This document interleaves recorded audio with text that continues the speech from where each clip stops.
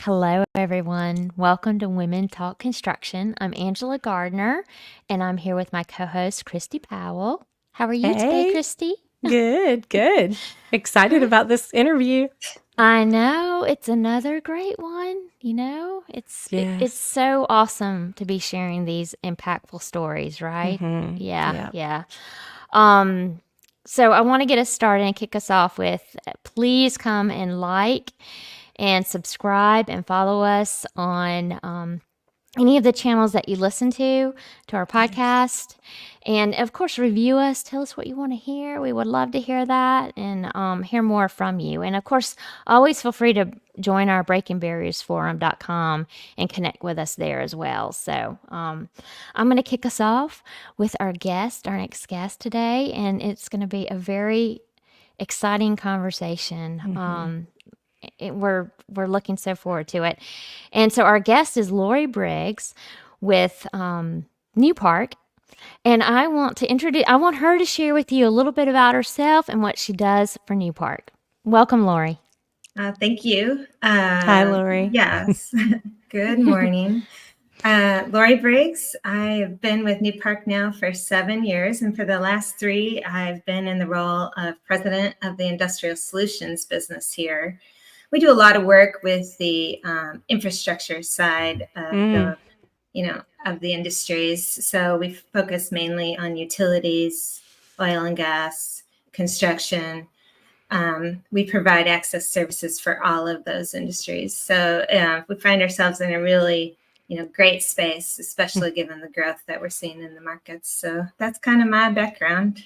I love it. Yay. I love it. Well, one Thanks. of the Yes. things we were able to talk about just a moment ago, Mm-hmm. before we got on the podcast, was being comfortable with who you are. And I want to talk a little bit more at length about that with you, Lori, Sure. because I think for 26 years when I was in the field, I might have had some imposter syndrome, just trying to fit into a place that I didn't feel comfortable all the time. And so I wanted to mention that because I think that it probably happens to women more often than not, being around people that don't look like us all day. And then we have to go home and act like, we are a woman, we're the wife, we're the mom, right? All the Yep. things. So share with us a little bit about your journey on, maybe realizing you might have been an introvert, but then really coming out of your shell and finding out that you just wanted to be comfortable with who you were. We would love to hear that story, and we think that our Yeah. listeners would love that as well. Oh, great. Absolutely. So I did realize this week, I think it's actually yesterday, I've been working for 30 years now. Wow. So Congratulations. it's pretty Yes. great. But I was thinking back to the beginning and when I was coming out of college, and I started with a very large company, and it really was quite competitive in that company. And I found myself looking around, and I kept seeing the same type of leader back then. It was really kind of an extroverted person who was, very vocal in the business. And, I didn't really know what to do with that. But the first mistake I made was trying to be the same. Mm-hmm. Right. So you talked about emulating, the people around you. And when I was that young, I did the same thing. And honestly, what happens is one, you get exhausted because that's Yes. not your personality. So you're trying to do something that you're not. And, you after a while, it just doesn't work anymore.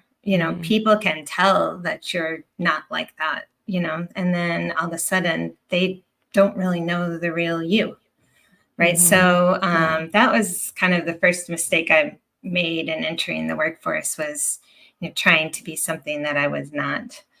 So as I looked at that and got some feedback about, people really want to know who you are. I said, okay, what am I going to do with this? And then I kind of retreated and probably swung the pendulum too far the other way, but then thought, hey, I'm going to just let my work product speak for itself. Right. Hard worker, Yeah.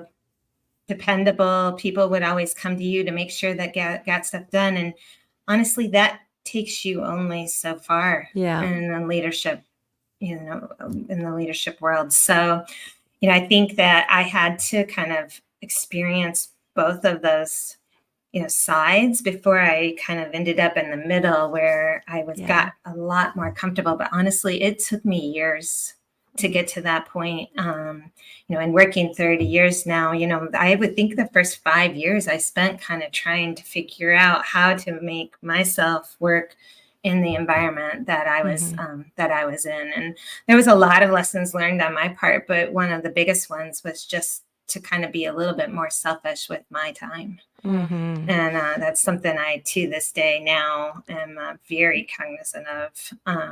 But I think that was a large takeaway. But it takes people a lot. When you're entering the workforce young, it does take you some time to get comfortable with who you are. I think the quicker you can make that, the better. Yes. So hopefully some of the ideas we talk about today help people get to that point more quickly. Maybe if I could have had those points earlier on, I could have gotten to where I wanted to be, in a faster pace as well. Yeah. And Angela and I talk about mentorship a lot, Lori. And I think that's where us as leaders, we can make the biggest impact, right? Is to see these young girls that are trying really hard and let them know, I grew up in this industry, and I know Angela did too. We felt like we had to do twice the work to get half the credit. And that's us thinking. That is not what we have to do. That's right. Right. That's exactly we didn't right. have to do that. We just felt like we had to do that. Yeah. And, putting those things back into perspective and just having your own self-awareness, like Lori, what you said, you were self-aware of each stage of your life. And you were noticing, I'm not comfortable here, I'm comfortable here. Right. And that's really important, listeners. Just what Lori said, take a self-evaluation on a regular basis. See where your emotions are, even though you got to pretend like you don't have any, because I did that for many years, right? But see where they are, feel it, feel where you're at, see how you, how you're interacting with others. Are you happy with how you're acting? Are you happy with the movements that you're conducting yourself each and every day? So I think that's really important. Thank you for sharing that, Lori. Oh, yeah. I know that Christi and I have both struggled with that, the selfishness with, be selfish with your time and be able to say no. It certainly is something that I think a lot of people that grow, and the younger generation needs to hear that, because maybe they can do something about it early. Yeah, that's right. That's right. So now that you are in a leadership position as president of Industrial Solutions at Newpark, how does your natural style shape how you approach your work? Yeah, so I have spent a lot of time trying to make sure I know how I want to communicate, because communication in a leadership role is one of the largest things you need to be doing. But when I have to communicate with really large audiences, it's not very comfortable for me. And my team knows that. So I'm pretty open with my team about what works for me and what doesn't work for me. And so they're great supporters for that reason. But I found that I go out to the field when I try to meet with smaller groups of individuals so that I can communicate my message. It's very comfortable for me. I get to know them a little bit more personally. So that way, next time I'm out there, I feel like I'm a lot more comfortable. And we've developed a rapport and a relationship that'll help me to talk about the vision, the strategy, the culture that we need or want in the business. So I've intentionally made it such that I meet with smaller groups in order to have a bigger influence on the business. It takes more time, right? And we do have the larger presentations. We always do, and we will. But I much more enjoy getting to know people, and not just those people that report to me, but throughout the organization, so that they feel like a connection to me. I can feel a greater connection to the entire business. That's just how I have found it works best for me. Everybody's different, of course, but I'll do one-on-one, great. I can do 3 or 4 or 5, but you start to get to 10, 20, that's where, I feel like I end up presenting and less of a conversation like this, which is much more in my comfort zone than others. So, And then we talked about being selfish with your time. I take time out of the office almost every single day. So middle of the day, I might go get lunch. I often am sitting outside. It's so hot here in Houston, right? But I like to get outside, decompress for a little bit. And I'll tell you that my home life is very calm. Nice. So when I go That's home, yeah. and it's very simple. I learned that from one of the leaders I worked with at my last business is that, you keep it simple. You have 2 kids. I have some animals, but my house is very, very calm for me. There's not a lot of drama. There's not a lot of loud music playing. And right, I need that kind of serenity at home. As much as you can with 2 teenage girls. Yeah. But I do appreciate having that time in the evenings. So I don't plan a lot of dinners in the evenings and out with friends during the week and that sort of thing, just so I can have a little bit more time to myself. I've learned that I need that personally, because I can't go from day to day as crazy as and hectic as things can be and have my evenings the same way. Family time's important, right? It is. It really is. Yeah. And I have only a little bit more time left before they're out of the house. That. So we both have teenage girls. Oh, okay. So we're on the same sad boat. Yeah. So I'm soaking up as much as I can all the time. And do. So yeah. And I think go ahead. No, you go ahead. The only other thing I was gonna say is that I've also learned to try to make sure that I work for and with people that do appreciate my style. Yeah. So I have managers and coworkers that are great at listening and understand that sometimes if you're not always speaking, you're thinking, right? And then you try to bring your thoughtfulness forward throughout the meeting. But I do think that who you work for and with is so critical. So not just to your success, but to your happiness and your role. So that was kind of the last point I thought would be I love that. Yeah, I do. So you talk about how and I feel like Angela and I are both the same way. Like my house is my fortress and my safe zone, right? Yes. And sometimes it's not easy. Really, to even at home, because we do have teenagers, right? And because we cook dinner sometimes. Me not so much. Not enough, but yeah, exactly. I do go pick it up a lot. So, how do you balance the need for quiet reflection and the demands of leading a team and a family? Because you have to make high impact decisions every day in your role. So how do you manage that? Give us some tips. Give our listeners some tips on how to manage quiet reflection. So I have a village that helps me with what you're saying now, right? So my parents live close. My husband is a saint. He is so fantastic at helping, right? And my team here at work also, I feel so proud of them. And so I feel like I've created a system that allows me to do that, right? Yeah. So I do think we've been doing some book clubs here at the office. And one of them was around a book called, it's really kind of fun in a nice way. We get out of the office to talk about them. But one of them was about getting negative thinkers, out of your sphere, right?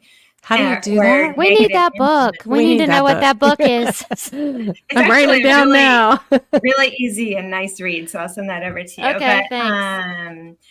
But I think that we've spent a lot of time trying to make sure we have the team we want, the team that's moving forward in the way that we want. And then at home, we also spend time, here's how we want things to be. And my daughters understand that, even though it's not always perfect. And, my husband is quite introverted, very witty, but quite introverted. And that helps me too, because we kind of like having that at home. So I do think you've got to surround yourself with a village that's made a huge difference for me.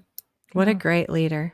I agree. Yeah, that's so important for our listeners to hear. So I've actually posted about this that I'm an introvert as well, but you're a natural introvert. Yes. Can you share with us more about some of the challenges you faced as you've progressed throughout your career and how you've turned those challenges into strengths? Because you certainly show it on this interview. So thank you. Well, I think, I talked about a few of the challenges earlier and just knowing yourself, right?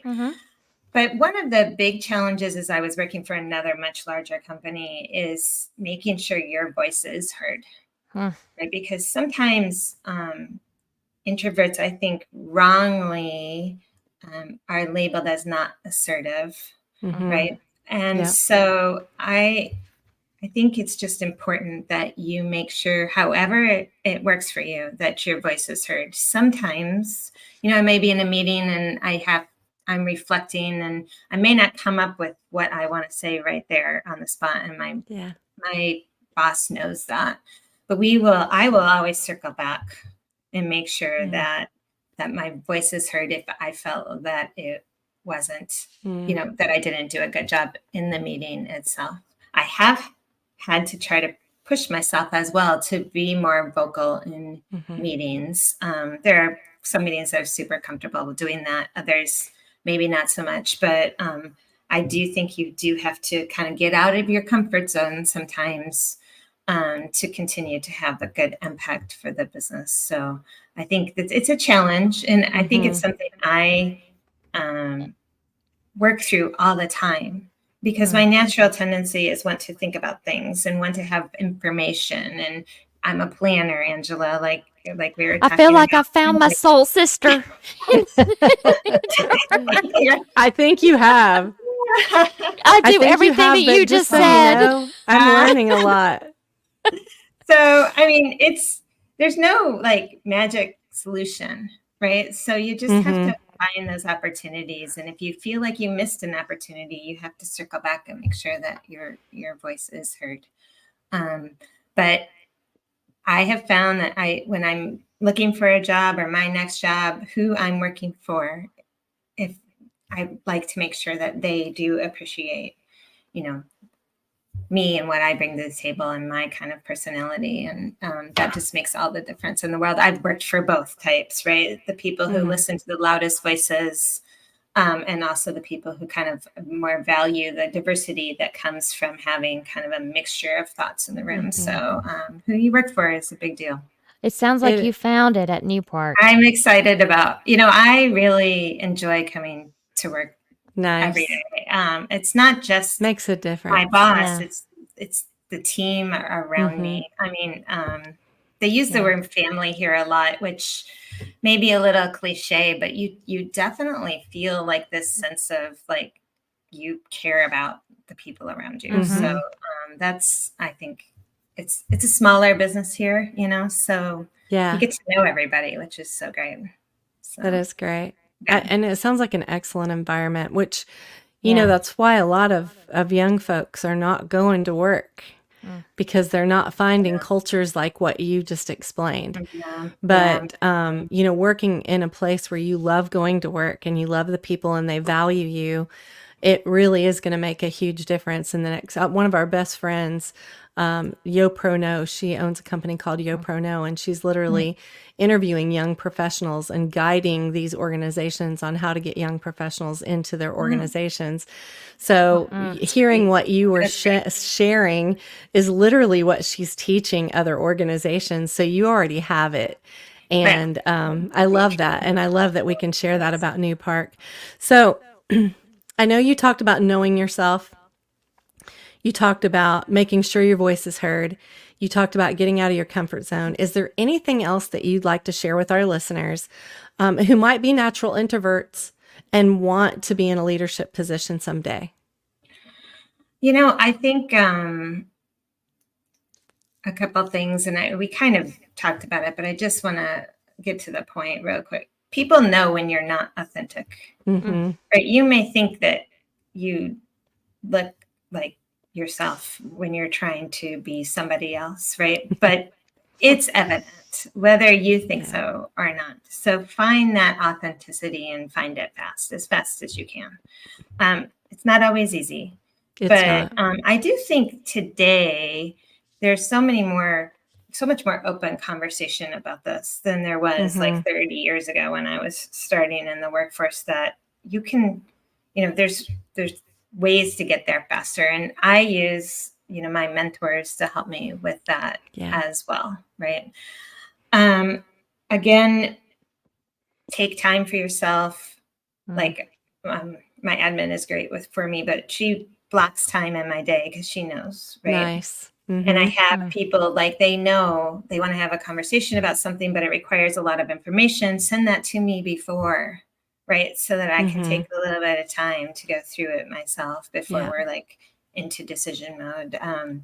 I love that. I think when we like, if you're open and honest with your team about how you operate best, right, they then can, help you with that. And they do, right? So I think that, maybe not always, and maybe years ago to say, oh, I'm an introvert, and these things were labeled, right? And it sometimes might have had a more negative connotation than it does today. I don't feel that it does today, but, being open about that may not have been something I was always willing to do. And now it's a kind of normal conversation for us now. So nice. Well, I'll tell you, Brene Brown's Braving the Wilderness was literally my pivotal moment of learning it's okay to be me. Yeah. Like I listened to that audiobook, I think 3 times in a row. But it was like, wow, I can be me. And people are probably going to like me better. And I'm going to find my true people too. That's right. Right. You're going to find the people that you want to surround yourself with when you are being yourself. Right. If you're not being yourself, you're going to be surrounded by people that you may not really enjoy their company for a number of reasons, right? It could be anything. But I just wanted to share that book because it was a pivotal moment for me. Just everything that you're saying right now about being a leader and blocking out time is something that I've been able to put in place in the last year. And honestly, I didn't even know this about myself. One of the things you mentioned was I need time to read over things and to process it before I'm going to make a big decision.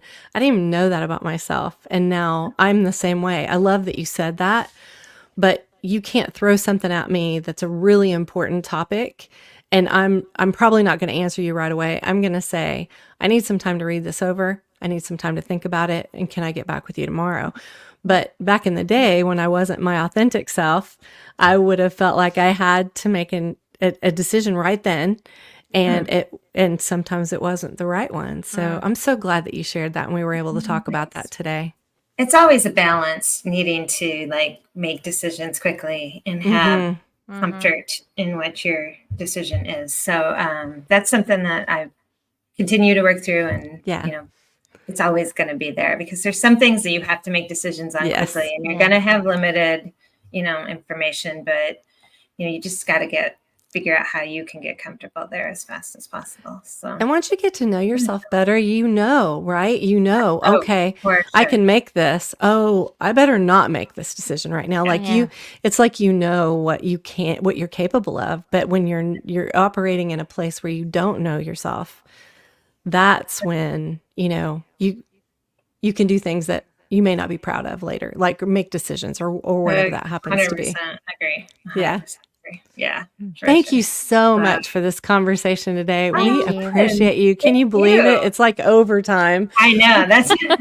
But please let our audience know how to get a hold of you if they want to reach you, if people want to do business with Newpark. Tell us a little bit about Newpark really quick and, what you do and how they can do business with you. We would love to make sure that you get some folks interested in your company. Okay. So, of course, I can be reached directly at lbriggs@newpark.com at any time. We, of course, have our websites and everything you can look at. But, I mean, we're very interested in helping the, infrastructure businesses in this world grow. I mean, there's so many challenges right now between utilities and oil field and construction, and we're here to support those. So I'd love to hear from anybody who would need access support in any of those industries, and appreciate the opportunity to talk about that quickly.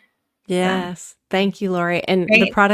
their products are absolutely amazing. 84 Lumber does buy some products from you as well. So thank you so much for being. Yes, it is. Thank you. Thank you again for your time and for your authenticity, and just for sharing some things that we know our audience is really going to gain a lot of valuable insight from. We can't tell you enough how much we thank you. Well, thanks for having me on. Nice to be with you both. Thanks.